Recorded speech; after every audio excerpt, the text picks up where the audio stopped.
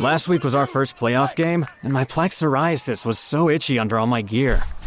Sometimes just thinking about scratching could take me out of the moment. And then my doctor told me I could get clearer skin with a pill called Otezla. Otezla apremilast is a prescription medicine used to treat adult patients with plaque psoriasis for whom phototherapy or systemic therapy is appropriate. Otezla can help you get clearer skin after just 4 months. Okay, ready for the next game. Talking to my doctor about a pill was a total game changer. Don't use Otezla if you're allergic to it. Get medical help right away if you have trouble breathing or swallowing, swelling of the face, lips, tongue, throat, or arms. Severe diarrhea, nausea or vomiting, depression, suicidal thoughts, or weight loss can happen. Tell your doctor if any of these occur and if you have a history of depression or suicidal thoughts. Live in the moment. Ask your doctor about Otezla. Call 1-844-4-OTEZLA or visit Otezla.com for prescribing info about cost, and more.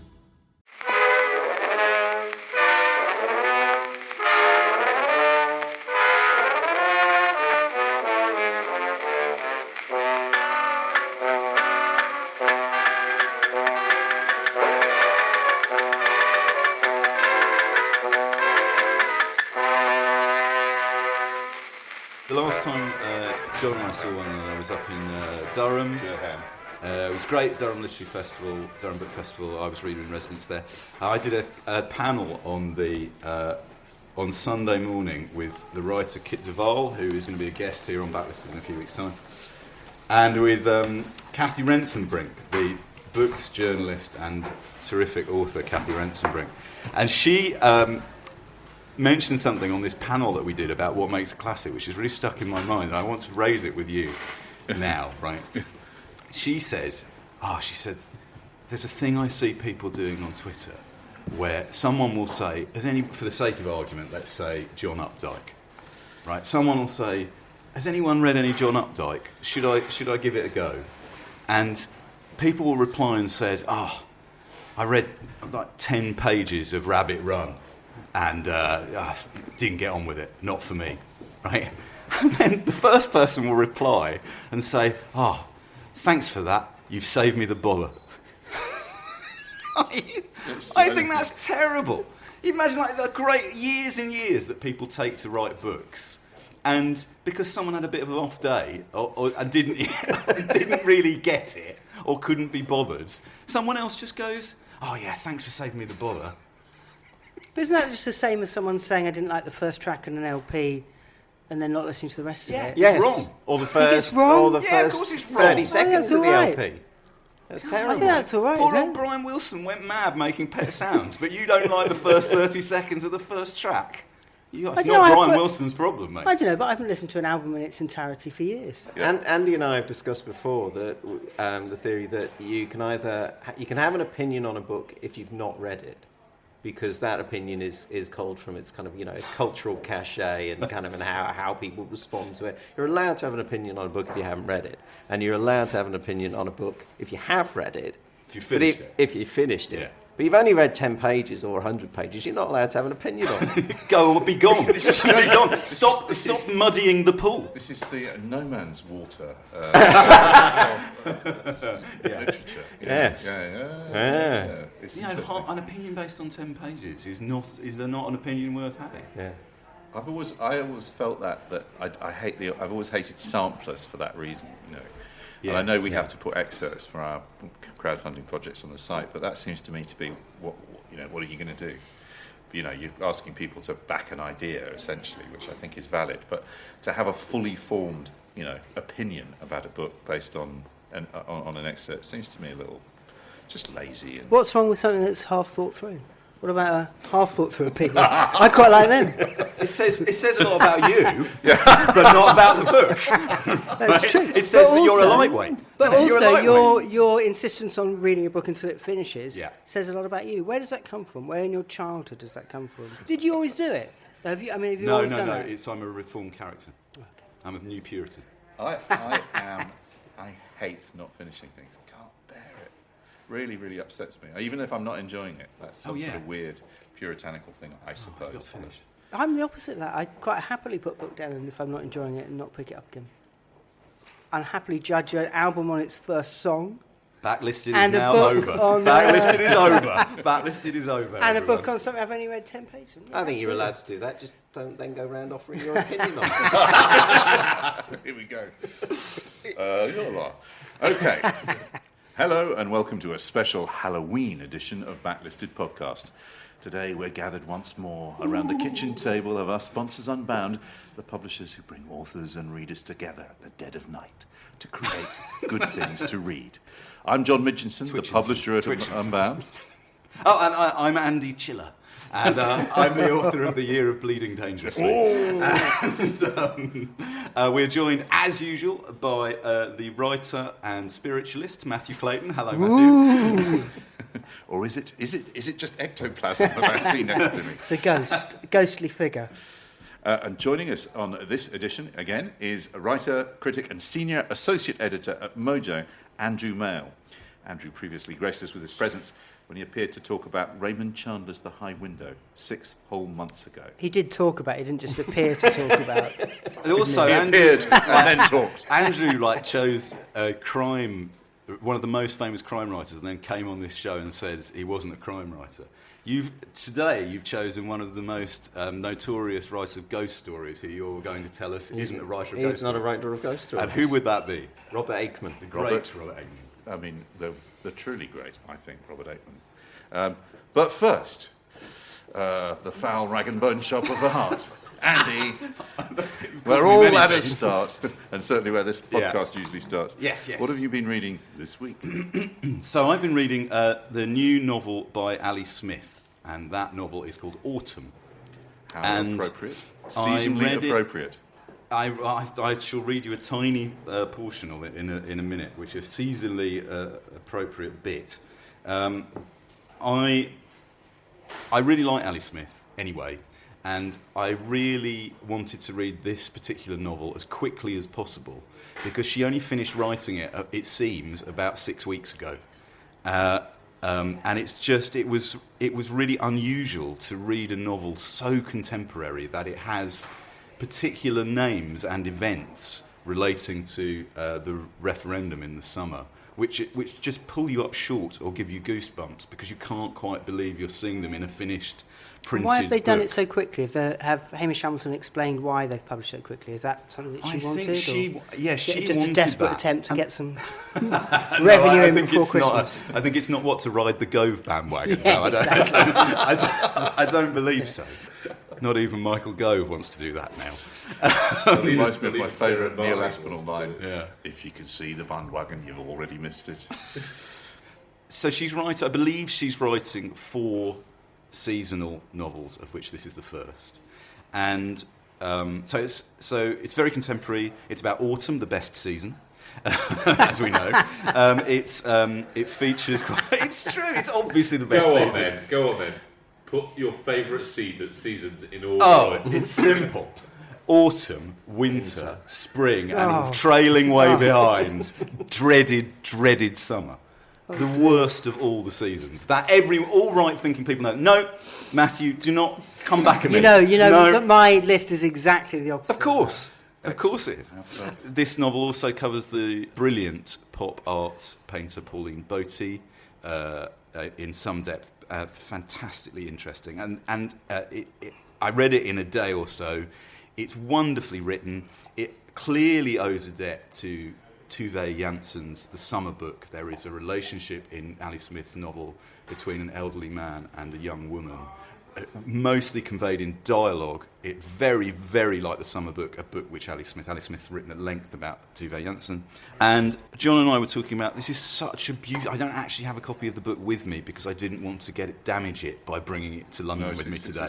It's so beautifully designed and printed and bound. Is it Hockney print on the front? It is, yeah. And they've done this wonderful thing with the end papers. That all the binding and the cover and the end papers are the colours of autumn. They're different autumnal shades. And the inside front cover is green, and the inside back cover is a painting by Pauline Botti. So when you finish the book, you turn the page and suddenly there's this incredible explosion of pop art out of what's been a very muted experience up to that point, which is one of the points of the novel, right. is saying that art is here, even in these awful times, to explode into colour when we need it. So just actual reading for pleasure. Imagine that. Picking up a book that you love that's about things you're interested in, which is a beautiful object to hold. It's just wonderful, wonderful. And what I'd also say to people is if you are thinking of reading this book, which you probably might be because it's Ali Smith, read it now. The sooner you read it, the more resonance it will have. Because it's designed to be read right now. Is that because of the topical? Yes. And you think it's carrying a kind of a message for now? Yes, and also it's a unique... I can't think of another experience of picking up a novel which deals with things which are still happening, which are still in the news and still going on now. But I just want to read this tiny bit. Can you do a Scottish accent? I can, but it would lose us our Scottish listener. Lead to another referendum. Contentious at this time. This is about October, the month in which this is both being recorded and will be broadcast. October's a blink of the eye. The apples weighing down the tree a minute ago are gone, and the tree's leaves are yellow and thinning. A frost has snapped millions of trees all across the country into brightness. The ones that aren't evergreen are a combination of beautiful and tawdry, red, orange, gold the leaves, then brown and down. The days are unexpectedly mild. It doesn't feel that far from summer, not really, if it weren't for the underbite of the day, the lacy creep of the dark and the damp at its edges. The plants, calm in the folding themselves away, the beads of condensation on the web strings hung between things. On the warm days, it feels wrong, so many leaves falling, but the nights are cool to cold. Wow, that's great. That's really good. She's great, isn't she? Yeah. It's funny, the book is funny as well when it wants to be funny, and it's clever when it wants to be clever. I really love this book, wonderful. Grand. John, what have you been reading? Well, I couldn't be further. But I'm keeping on the topical theme. I went back to an old favourite. In fact, if I was going to be, thinking of the themes that we're going to go on to later, if you could pour yourself into a book, or you could, as it were, have a book that holds your soul, I'd say there's more of my soul in this book than any other that I own, which is quite a big thing. Wow, like a Harry Potter Horcrux. I was going. It's the London A to Z. Yeah, that's interesting. I got hold of it when I was at a particular time in my life when I was living not in the UK and wanted to get under the sort of the skin of UK pop. It's called British Popular Customs, Present and Past, illustrating the social and domestic manners of the people, arranged according to the calendar of the year by the Reverend T.F. Thiselton Dyer, M.A. of Pembroke College, Oxon. And it's a brilliant gazetteer for every day of the year, the strange, bizarre... It's just a completely... I mean, there are lots of gazetteers and there are lots of modern ones, but this was written in the 1860s. So what's interesting is a lot of the customs that we now associate with things hadn't really kicked in.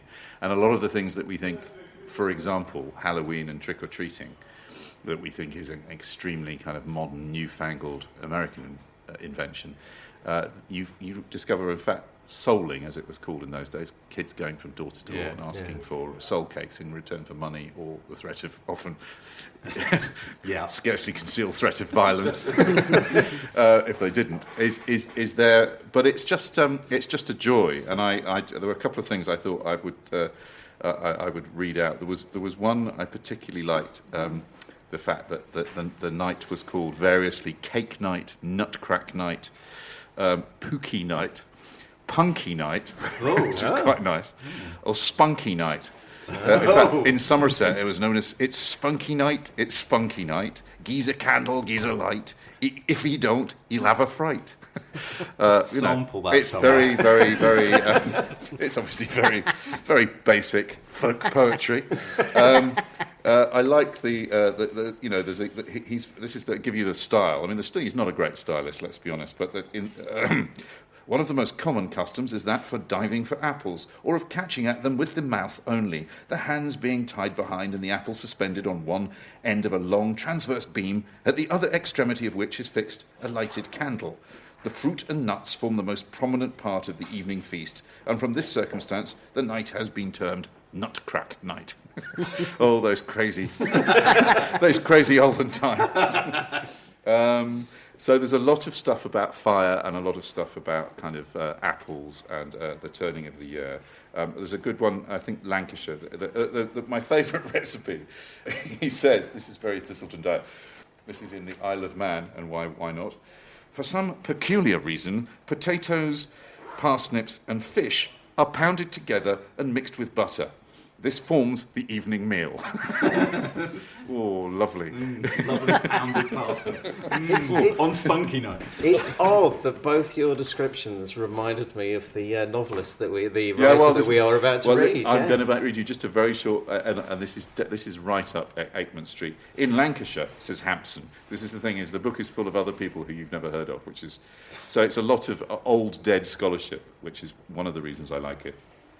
In Lancashire, says Hampson, it was formally believed. Everything is formally believed. Basically, most of the Christmas things are all formally. These customs have died out in recent years. It was formally believed that witches assembled on the night to do their deeds without a name at their general rendezvous, which is great, the general rendezvous, not the specific one, in the forest of Pendle, a ruined and desolate farmhouse denominated the Malkin Tower, from the awful purposes to which it was devoted. This superstition led to a ceremony called lating, or perhaps leeting the witches. It was believed that if a lighted candle were carried about the fells or hills from 11 till 12 o'clock at night, and burned all that time steadily, it had so far triumphed over the evil power of the witches who, as they passed to the Malkin Tower, would employ their utmost efforts to extinguish the light, and the person whom it represented might safely defy their malice during the season. But if by accident the light went out, it was an omen of evil to the luckless wight for whom the experiment was made. So this is kind of people with a candle outside in the middle of October. I'd say they have absolutely no chance. Oh no, another one's down. Anyway, the whole idea of finding yourself on a hill in Lancashire with a candle. Slightly not knowing where you were going. On a hillside desolate. On a hillside desolate. Is kind of quite a good setup for and I think that would be. We've got so much to set in. The only thing I wanted to use as my favourite quote on Halloween from Jean Baudrillard. What other podcast would offer that phrase? There is nothing funny about Halloween. This sarcastic festival reflects rather an infernal demand for revenge by children on the adult world. Yeah, so there's a little trick bit... or treat, Jean. Yeah, exactly. I don't know what it is. Trick or treat in French. Probably not. Got it. We'll be back in just a sec.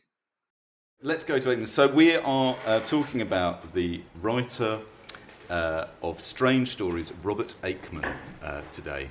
And before I hand over to our guest, Andrew Mail, I just want to explain that in a slight break from backlisted tradition, although we are concentrating on a volume of Robert Aickman's stories called Cold Hand in Mine, we will also be talking about other stories by Robert Aickman on the grounds that once you've read 2 or 3 of these stories, you'll want to read many more of them. All of them. So, and this is a good moment because there are 4 volumes currently in print from Faber and Faber, so they're quite easy to come by. And respect to Faber and Faber for having reissued them. Yes. Andrew, I want to ask you 2 questions to start with. First of all, can you remember the first Robert Aickman story that you read? Second of all, for our listeners, define a Robert Aickman story for me. Ooh. The first Robert Aickman story I would have read, I probably wouldn't have known it was a Robert Aickman story because as a kid I devoured Fontana books of ghost stories. But I didn't always know. I just read them as stories. I didn't kind of then go, oh, that was by Walter de la Mare or that was by Robert Aickman.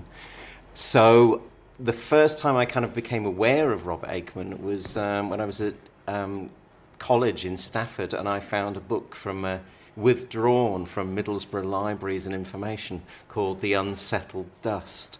But for ages I couldn't get into Is that actual copy? I have it here. Oh, you can describe it as sort of a gentleman in a sort of nice 80s double-breasted suit staring into a copse, whereas there is some blood on the end of a rose bush.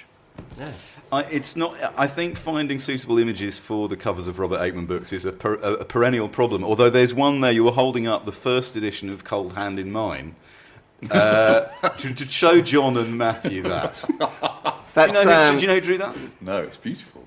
Edward Gorey. Oh, really? Yeah, he did 2 covers. He did Cold Hand in Mine, and he also did a book club compilation called Painted Devils. And they were both sort of Edward Gorey covers, and they're really well suited. Who's Edward de Gorey? Edward Gorey. You remember, it's the guy you read like 2 pages of and couldn't get on with.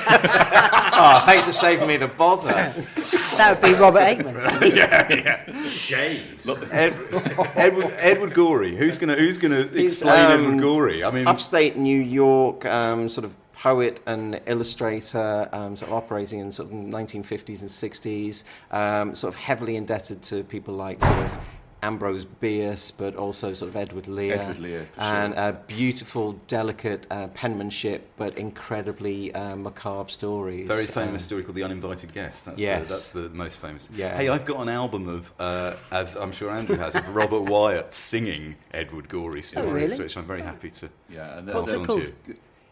It's called the. Is it called The Uninvited Guest? It might be called The Uninvited I Guest. think it is. Yeah, I think it is. The one that you see a lot is the kids' book, The Gashtacoon Tinies, which is Yeah. a very kind of macabre. A is series for of- Albert who fell down the stairs. Yeah, it's So it's basically basically it's an A to Z of children how they dying. die. Okay, so Andrew, Matthew bought you valuable thinking time there to define an Aikman story. You've done Gorey for us. I have a definition Can I just go here. back Okay, yeah, go for it. Go for it. we should just say about that although it is an Edward Gorey cover, you have to say it is Ron Seal, isn't it? To the point of madness. Yeah. It's Cold Hand in Mine.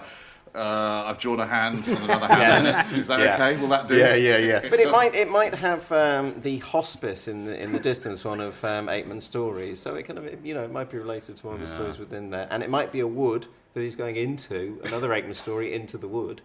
So Not in that book, though. oh no, not in that book. You're saying there are no woods in that. Oh, I'm sure, of course, Yeah. there are woods. So, how yeah, to so define how the to define an Aikman Aikman story, yeah. Kind of parochial, kind of unremarkable Englishman, often sort of public servants or travelling salesmen, moving through kind of the edges of a sort of tawdry, sad modern world. Something goes wrong, they take a wrong step, or they kind of perform some sort of act that they later sort of pay for, and they enter into this world beyond where the normal rules by which they kind of judge everything no longer exist. As to quote a famous line in one of the Aikman story, kind of the map is wrong. Yeah, that's right, Andrew. You were saying earlier that the map is wrong, and in a great Aikman story, what happens is you turn around to think about where you were 20 pages earlier, and you can't understand how you got to the horrible place that you've reached. It is brilliantly that done. remarkable thing, isn't it? That everything they're so brilliantly constructed, because usually nothing that is odd happens for about 3/4 of the story. Yeah. But small little details, just kind of lines, little kind of. He is the master of that what gets called the unheimlich. Just that little. Oh, that's a strange detail. And you move on, but then. Every single one of the stories ends up with you. It's a bit like, I mean, I know it's in everybody's minds. Stranger Things, the upside down. Suddenly, although nothing's changed, the character hasn't essentially changed, or hasn't learnt anything, or hasn't had a major revelation. What's around them has suddenly kind of conspired to kind of punish them or undermine everything that they thought. I mean, they're deep. What I love about them, they're philosophical. Yeah. Philosophical, and also he likes not a loose end. That's not right, but he likes to take you somewhere, I think, and then leave you there. Yes, Without absolutely. saying, without there's the resolution. path back. Yeah. Right. I think that's really important, and one of the things that's particular about Aickman. I just want to say, John, yesterday I said on Twitter that I was trying to, for my notes for the stories in Cold Hand in Mine, I was trying to write 1-sentence synopses of each story so I could remember which story was which. Like Trump book reports, right? Yeah. And sad. And I said, as soon as I started trying to do it, bigly. As soon as I started trying to do it, I realised that it's really hard to do it without spoiling both the plot and the style in which it's done. Totally. But also not doing the stories justice as well. Yeah. Pages from a young girl's journal. Yeah. I mean, you can't. there is a No fact, spoilers. There is a fact in that Yes. which becomes gradually apparent. Yes. But it's so brilliantly kind of played. I mean, even though it's 3/4 of the way through, you pretty much know what's going on. You read to the end because you can't quite. He's brilliant at just keeping you hanging just enough. But with that story, sorry, Andrew. I must just say, when I said that I was trying to boil these synopses down, I had several people reply to me with various comments. The great M. John Harrison replied saying, "I can't imagine anything more difficult. Good luck." And the very nice and talented editor Simon Spanton suggested a synopsis of an Aickman story would be, "Something happens which may or may not." Brilliant. and Lucy from the Sheen Bookshop said, "Something ordinary horrifies someone and also the reader." Yeah, that's good. They're good, aren't they? You've got one as well, Andrew. But the reviewer for the Irish Times, who reviewed my paperback edition of Dark Entries from 1964, saved us all the trouble. Very ordinary, unimaginative people are presented who suddenly find themselves caught in a horrible nightmare.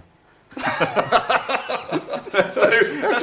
think that's pretty good. Yeah. So Andrew, you were talking about the Fontana book of great ghost stories, which was I'm sure we remember these from our the youths. first 8, but we're all edited by Robert Aickman. So the first 8 are edited by Aickman, and in the introduction here to the first one, Aickman. I'm just going to read this out because Aickman tells you what he was trying to do with the ghost story, which I think is very interesting. And this is this volume, the first one, the Fontana Book of Great Ghost Stories. This has stories by people like L.P. Hartley,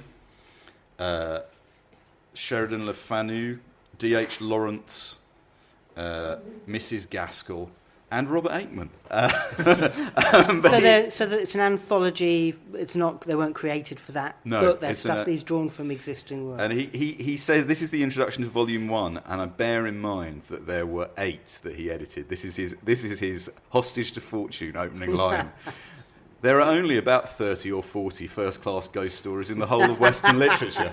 But he then goes on. The ghost story must be distinguished from the scientific extravaganza on its left and from the horror story on its right.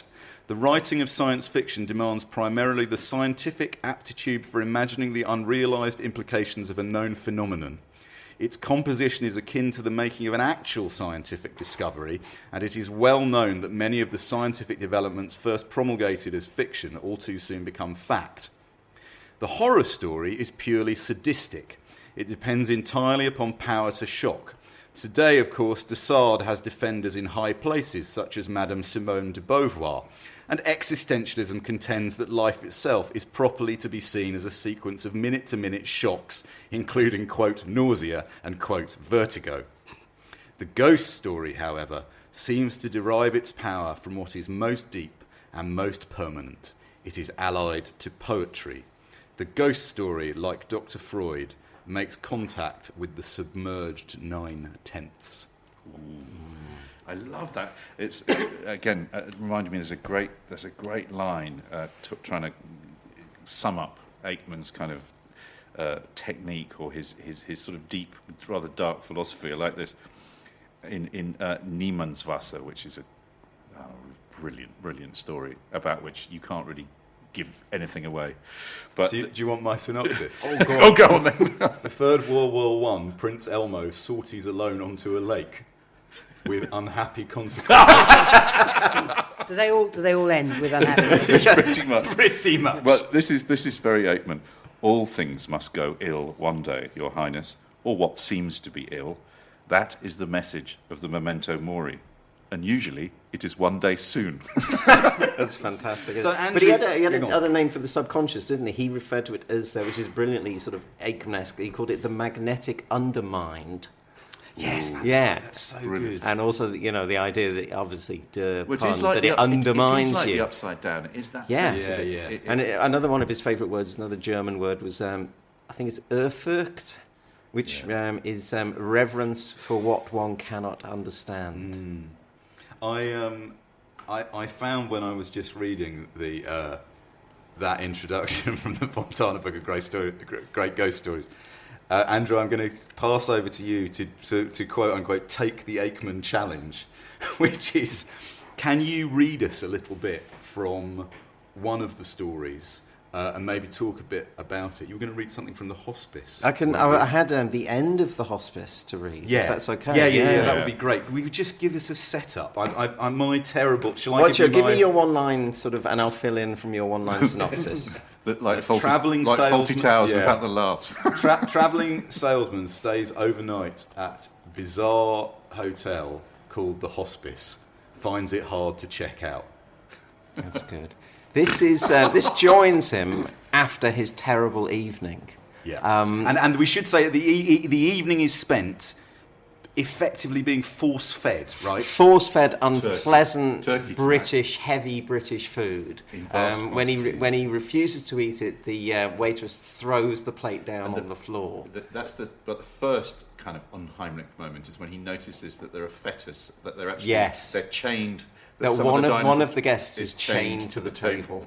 It's that brilliant mixture of something that's sort of silly, bizarre, horrible, really sort of visceral. There's all sorts of stuff about the texture of food and lichen and fungus and all these things. So then he has to, and he sort of stays the night. That everyone there are no single rooms. He has to share a room with this rather peculiar gentleman. And there may or may not have been a murder in the night. Right, but there's certainly a body that has to be disposed of in the morning. And a horrible blood curdling And it's never explained brilliantly why the hotel is called itself the Hospice. Right. Well, there's two definitions for a hospice, isn't there? There's a place of care for terminally ill people, but it's also a religious place of rest. So sometimes it's a hotel run by a religious order. Very good. I didn't know that. Right, take it away. Down in the lounge, there they all were, with Faulkner presiding indefinably but genially. Wan though authentic sunlight trickled in from the outer world, but Mabry observed that the front door was still bolted and chained. It was the first thing he looked for. Universal expectation was detectable. Of breakfast, Mabry assumed. Bannard, at all times shrimpish, was simply lost in the throng. Cecile he could not see, but he made a point of not looking very hard. In any case, several of the people looked new, or at least different. Possibly it was a further example of the phenomenon Mabry had encountered with Bannard. Faulkner crossed to him at once, the recalcitrant but still privileged outsider. "I can promise you a good breakfast, Mr. Mabry," he said confidentially. "Lentils, fresh fish, rump steak, apple pie made by ourselves with lots and lots of cream." "I mustn't stay for it," said Mabry. "I simply mustn't. I have my living to earn. I must go at once." He was quite prepared to walk a couple of miles, indeed all set for it. The automobile organisation, which had given him the route from which he should never have diverged, could recover his car. They'd done it before for him several times. A faint shadow passed over Faulkner's face, but he merely said in a low voice, "If you really insist, Mr. Mabry." I'm afraid I have to," said Mabry. "Then I'll have a word with you in a moment." None of the others seemed to concern themselves. Soon they all filed away, talking quietly among themselves, or, in many cases, saying nothing. "Mr. Mabry," said Faulkner, "you can respect a confidence?" "Yes," said Mabry steadily. "There was an incident here last night, a death. We do not talk about such things. Our guests do not expect it." "I am sorry," said Mabry. "Such things still upset me," said Faulkner. "Nonetheless, I must not think about that. My immediate task is to dispose of the body, while the guests are preoccupied, to spare them all knowledge, all pain." "How is that to be done?" inquired Mabry. "In the usual manner, Mr. Mabry. The hearse is drawing up outside the door even as we speak. Where you are concerned, the point is this. If you wish for what in other circumstances I could call a lift, I could arrange for you to join the vehicle. It's travelling quite a distance. We find that best." Faulkner was progressively unfastening the front door. "It seems the best solution, don't you think, Mr. Mabry? At least it is the best I can offer, though you will not be able to thank Mr. Bannard, of course." A coffin was already coming down the stairs. borne on the shoulders of 4 men in black, with Vincent in his white jacket coming first in order to leave no doubt of the way and to prevent any loss of time. "I agree," said Mabry. "I accept. Perhaps you would let me know my bill for dinner?" "I shall waive that too, Mr. Mabry," replied Faulkner. "In the present circumstances, we have a duty to hasten. We have others to think of. I shall simply say how glad we have all been to have you with us." He held out his hand. "Goodbye, Mr. Mabry." Mabry was compelled to travel with the coffin itself because there simply was not room for him on the front seat, where a director of the firm, a corpulent man, had to be accommodated with the driver. The nearness of death compelled a respectful silence among the company in the rear compartment, especially when a living stranger was in the midst, and Mabry alighted unobtrusively when a bus stop was reached. One of the undertaker's men said that he should not have to wait long. Oh, that's so brilliant. That's really well read as well. Fantastic, Andrew. Yeah, I mean, but nothing is explained. It's glorious. There's a quote here. I've got a quote from Neil Gaiman, which is germane to this. Gaiman is talking about Aickman. He says, "I think that Aickman is one of those authors that you respond to on a very primal level.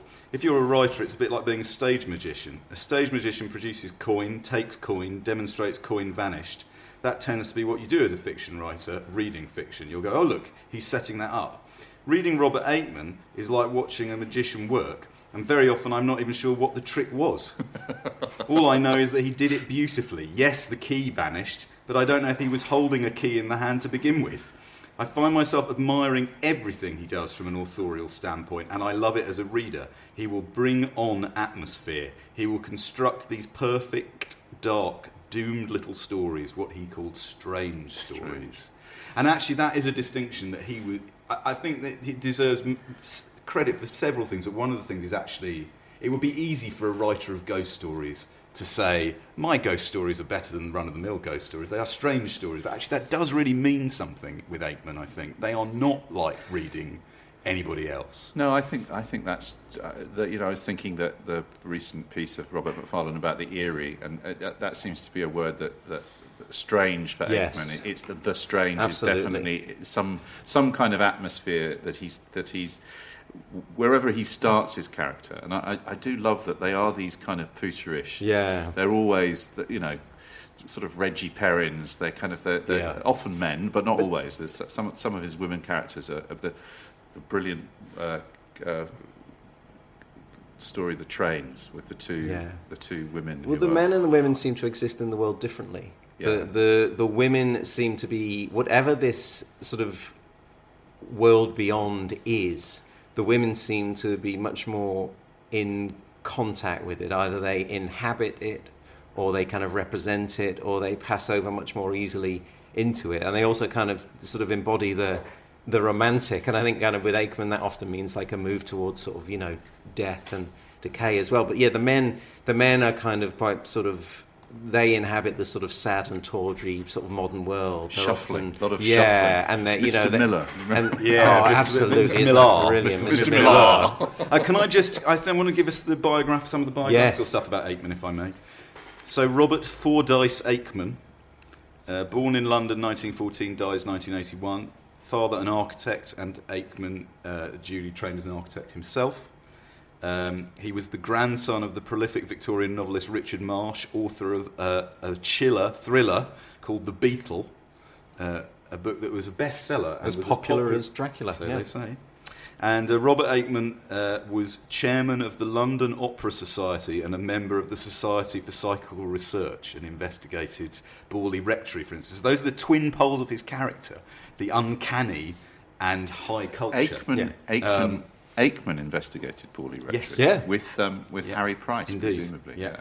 And so also from 1941 to 1957, Robert Aickman was married to Edith Ray Gregerson, and magnificently, given that Backlisted was christened by Andrew the last time he was here, Those Poor Agents, Robert Aickman was a literary agent with his wife. And here's the first tenuous link of the day. Which well-known children's author did Robert Aickman do the first deals for? Gosh, Andy, I'm Give us a Can clue. we give us them a clue? Yeah, go on. The book that he got the deal for was a possible influence on the trains. A short story by Aickman. It's set, and it's set on an isolated island with strange creatures that roam around it. Okay, so it's going to be Thomas the Tank Engine. It is Thomas the Tank Engine. Robert Aickman was the agent for the Reverend W. No Audrey. way. Yep, Oh, absolutely. fantastic. So, and now furthermore, here raw. comes another. This Aickman's the more you find out about Aickman, the less knowable he is, right? Yeah. And in 1946, he and his wife set up the Inland Waterways Association to save and safeguard the canals of Britain. And they set this up with Tom and Angela Rolt, with whom Aickman subsequently had a cataclysmic falling out. Yeah, Another that's a theme. recurring A theme. Yeah, yeah, That's as it was. LTC Rolton. Yeah.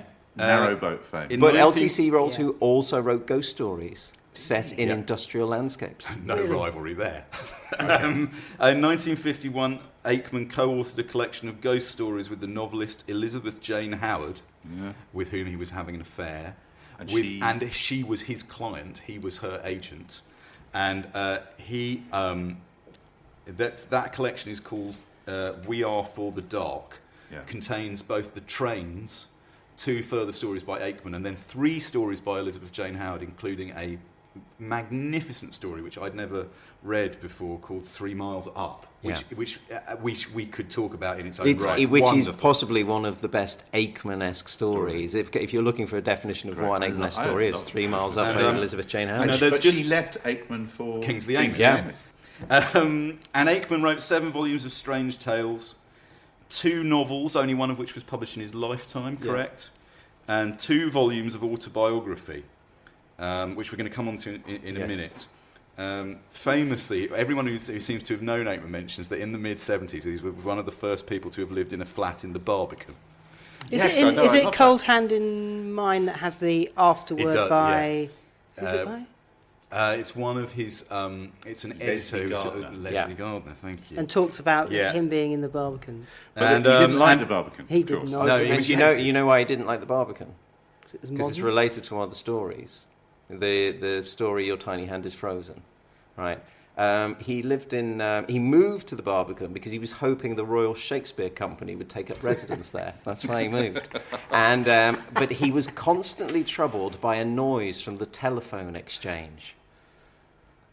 So which is a theme in the story Your Tiny Hand is Frozen. So he would ask to write in the flat of his neighbour, Jean Richardson. But I think he did this with a lot of women. He told them there was a bothersome noise in his flat and could he write around their house. And Jean Richardson apparently said he wrote on a very special kind of dirty paper with a black that's right. biro. Yeah. And she also left lunch out for him as well. Yes, every day. cold I mean, cuts. it's- Yeah. So I just need to say, well, this is the final biographical note, but towards the end, so he laboured in relative obscurity for quite some years, but then in the 70s, towards the end of his life, he started to be feted by other horror writers and by the burgeoning science fiction and horror community. And in 1975, he won the World Fantasy Award for the story John was talking about, Pages from a Young Girl's Journal. In Cold Hand in Mine. He died in 1981. There's also I must be fair here, there is a wonderful short essay in one of these volumes. I think is it in The Unsettled Dust? No, it's in Dark Entries by Ramsey Campbell, the horror writer Ramsey Campbell. Now, Ramsey Campbell is at pains to say 2 specific things about Aickman: that he was a wonderful person to know, that he was one of the most unique people he ever met, that he was a brilliant writer, but that he was also, quote, a pale, chubby fellow with the worst teeth I have ever seen in a living mouth. That's great. I like that idea. He used to invite women round and for dinner, and it was very formal. But he'd kind of try and pass off the fact that it was food that he'd kind of cooked, but it was obviously catered. He couldn't cook for himself. When Ray left him, they sort of divorced in 1957. She entered a convent, but before she did, she enlisted a friend called Barbara Balk to be Aickman's personal secretary because he had never cooked a meal for himself in his life. And after Ray went into the convent, Aickman held Jesus personally responsible and was rude to clergymen ever after. So, Andrew, I just mentioned there that there were 2 volumes of autobiography.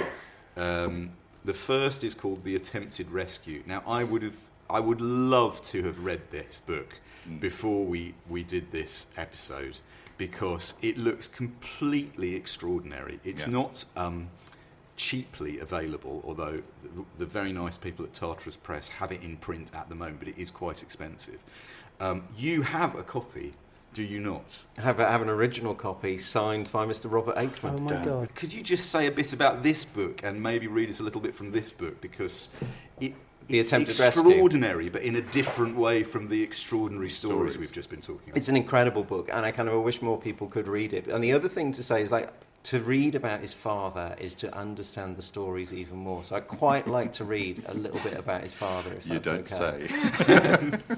My father, as I knew him, was impossible to live with, to be married to be dependent upon.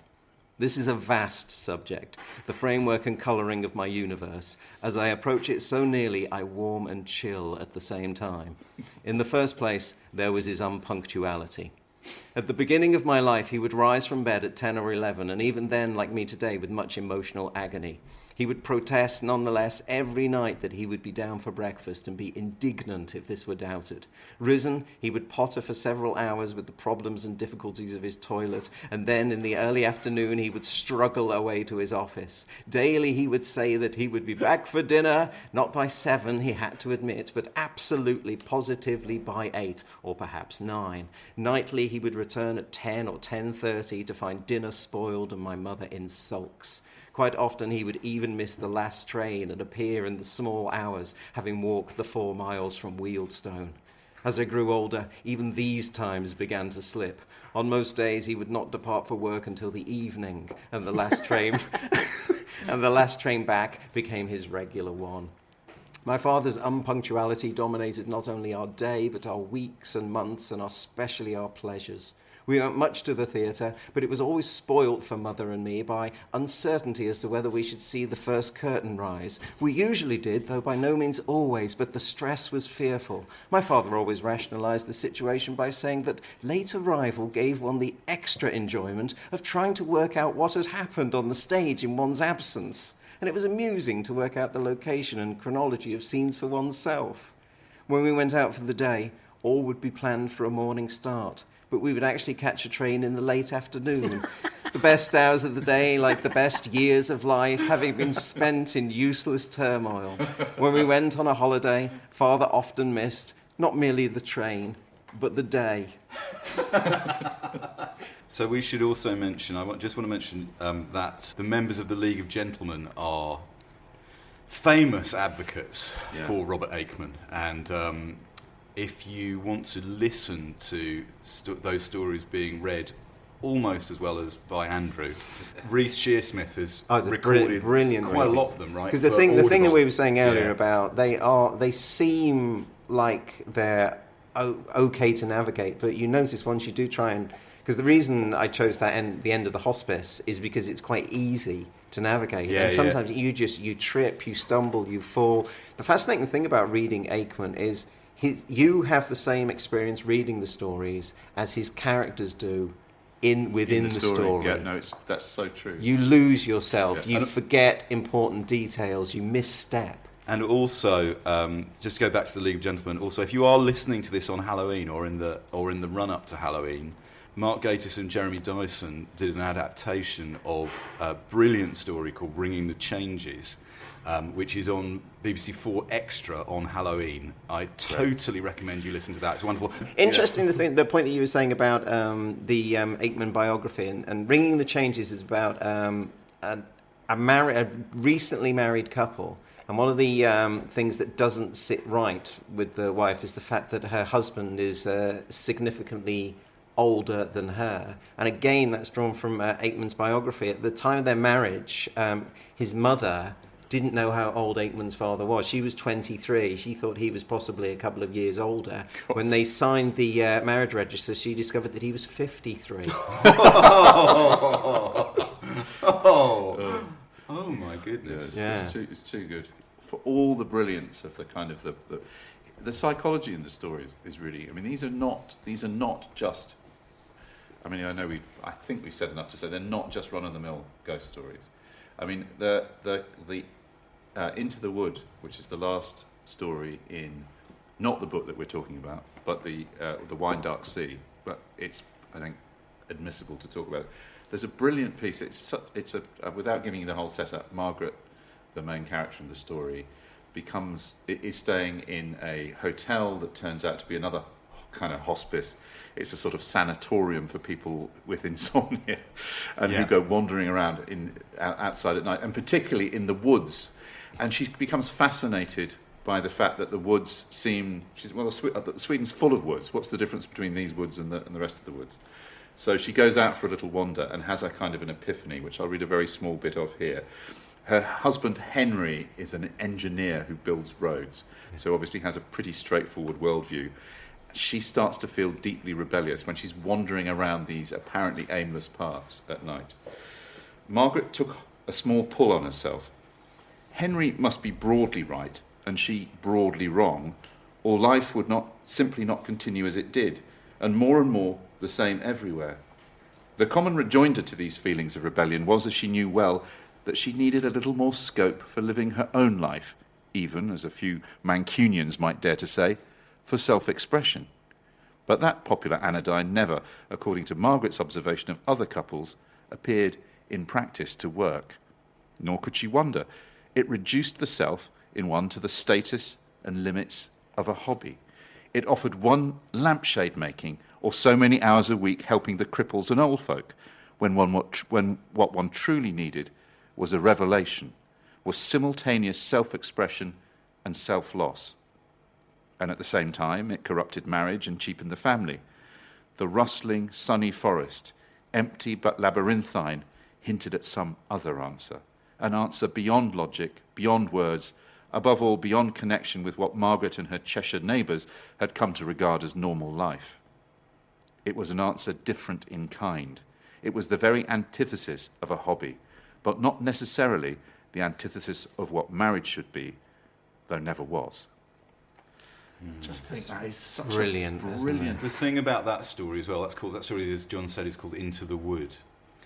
You know, that thing Aickman was saying about the 9/10 or the undermined, and what Neil Gaiman was saying about what Aickman does as a writer, both those things apply in that story. I think you would be... I've read that story twice, because the second time I thought, okay, I'm going to see if I can work out how he did that. He does what he does. Where does the gear change happen? And on the second reading, I can't see it. I can't tell you how he does it. You know, there's one detail about him that I picked up that I liked, is that nobody'd ever seen him carry a notebook. And I just have a feeling that he's one of those writers that he starts at... I don't think he's a planner. I think he's one of those writers that actually, that the stories, he puts his character into a situation and he imagines, he feels his way through the end of the narrative. You know, he said that the best stories that he wrote were the ones that just came to him, came to him unbidden. You know, that kind of just seemed to arrive, and also like fully formed, and also with the result that they occasionally go wrong. That's the other interesting thing. There's a story in that volume in the Wind Up Sea called Growing Boys, which is generally a car crash. Yes, it is a car crash. But you can see how that happened because he's feeling his way, John. You're absolutely right. Yeah, I think that's why. I mean, that's maybe to say why if you're going to start, Cold Hand in Mine is there is. I don't think there's a bad story in that collection. Now, Matthew, I am tapping the table in the Halloween manner to raise you. I've got a tenuous link for you, Matthew. Okay, excellent. Which former subject of Backlisted was Robert Aickman's #1 fan in the 1980s and 90s, and indirectly responsible for Faber republishing his work? A writer we have featured on Backlisted. A writer we've featured that has some connection to Faber. Yeah. Clearly it's not Last Exit to Brooklyn or... Riddle of the Sands. Riddle of the Sands or Amos. It's a good one. You can't, come on. I'm fishing. I'm just fishing. Come on, put your money down. Give me a clue. Go on. I can't... Book traders. Yeah. British book traders. Yeah. Is it Second-hand book. Is it our man J.L. Carr? It is not. It is David Seabrook. Seabrook. Of Author- course Yeah. it is. Yeah. Author Is it really? of No all, way. all the Devils Are Seabrook Here. again. When Neil Belton, his editor at Granta, first met Seabrook, Right.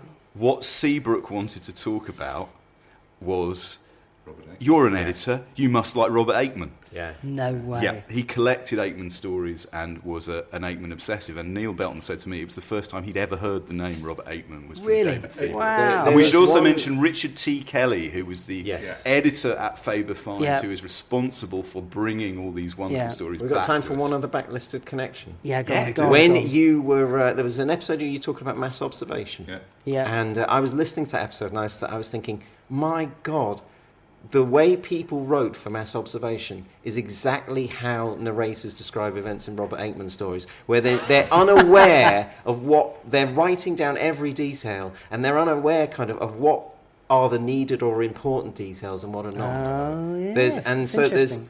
and also that fact is they put everything in because they think everything might be important. Yeah. But it's only kind of when you're reading it back that you kind of pick up on the strange details. And you were reading something from some mass observation book, and I thought, that is Aickman's voice. It is the voice Yeah. of mass observation. Fascinating. That's interesting. I, Seabrook, though, that's brilliant. Yeah. Now, listen, we have to wind up. I want to leave us on a suitably chilling note. I want to read one paragraph from my favourite Aickman story, which is called, I told you this cold-handed, it's so hard to do this. It's from it's got a story called Ravissante, and it is from a volume called The Unsettled Dust. And it is set in, I think I'm right in saying, the 1920s. A young artist visits an elderly woman, and with unpleasant consequences. "Come back over here, monsieur," cried Madame A, pointing with her right forefinger to my hot armchair, and then slapping her knee with the palm of her hand, as if she was summoning a small, unruly dog. It was exactly like that, I thought. I have often seen it, though I have never owned a dog myself. I forbore from comment and returned reluctantly to the hot fire. Madame A, as I have said, was commanding as well as coy. And then an extraordinary thing happened. A real dog was there in the room. At least I suppose. I am now not sure how real it was. Let me just say, a dog. It was like a small black poodle, clipped, glossy and spry. It appeared from the shadowy corner to the right of the door as one entered. It pattered perkily up to the fire, then round several times in a circle in front of Madame A, and to my right as I sat, then off into the shadow to my left and where I had just been standing. It seemed to me, as I looked at it, to have very big eyes and very long legs, perhaps more like a spider than a poodle, but no doubt this was merely an effect of the firelight.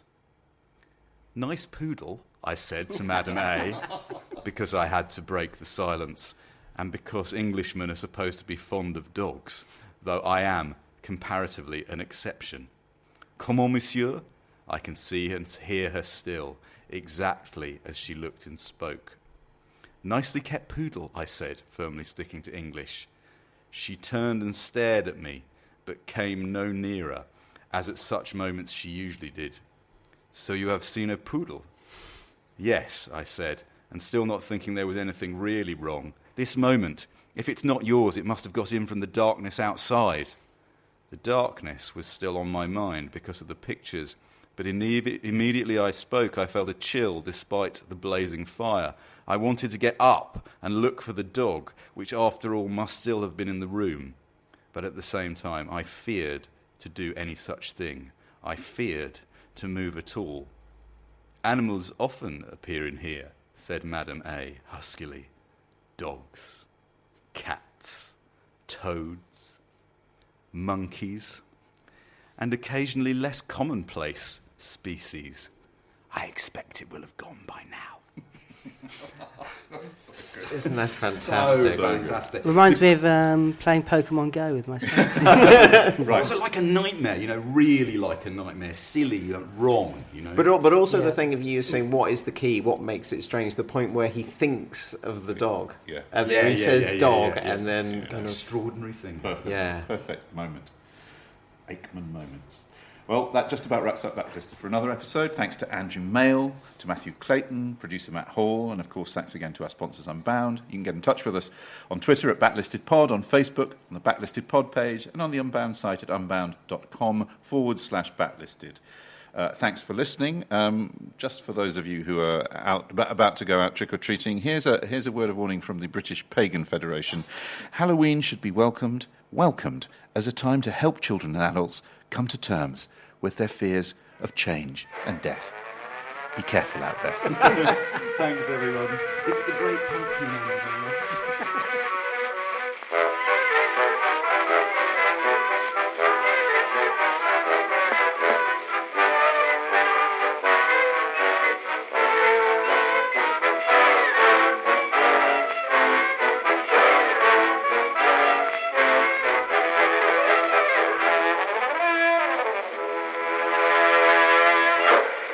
You can choose to listen to Backlisted with or without adverts.